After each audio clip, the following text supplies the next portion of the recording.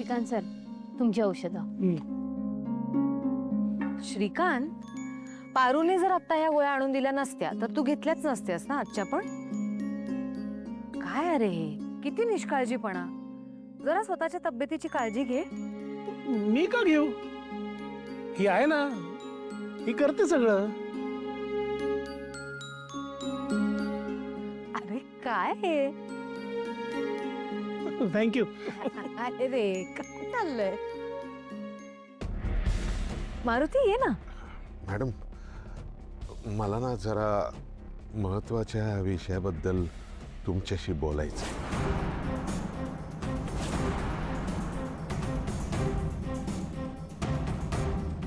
मग बोल की. मॅडम काय आहे, इतकी वर्ष मी तुमची ह्या घराची इमाने इतबारे सेवा केली, पण याच्या पुढं मला हे शक्य होईल असं मला वाटत नाही. काय.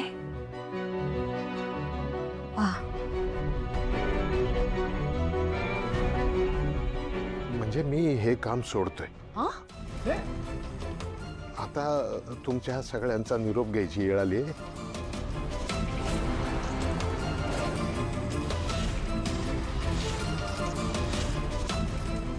माझी तुम्हाला हात जोडून विनंती आहे, मला ना जायची परवानगी द्या.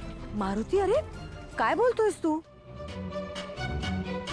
तू असं काम सोडायला निघालायस तेही अचानक. काहीतरी कारण असेल ना. नाही मॅडम, तुम्ही काही कारण विचारू नका. मला फक्त जाण्याची परवानगी द्या बस.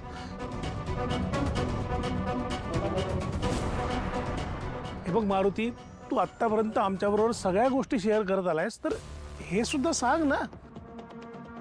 हे बघ, तुझी अडचण ती आम्हा सगळ्यांचीच अडचण आहे.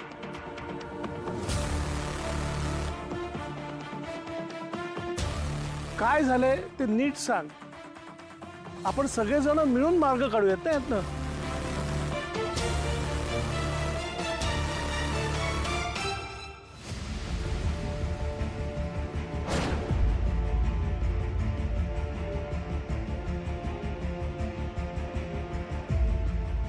आणि मारुती, तुला माहितीये की या घरात तू फक्त एक ड्रायव्हर म्हणून नाहीयेस, तर तू माझा भाऊ सुद्धा आहेस. जितका सयादादा मला प्रिय आहे ना, तितकाच तुझ्यावर पण जीव आहे माझा.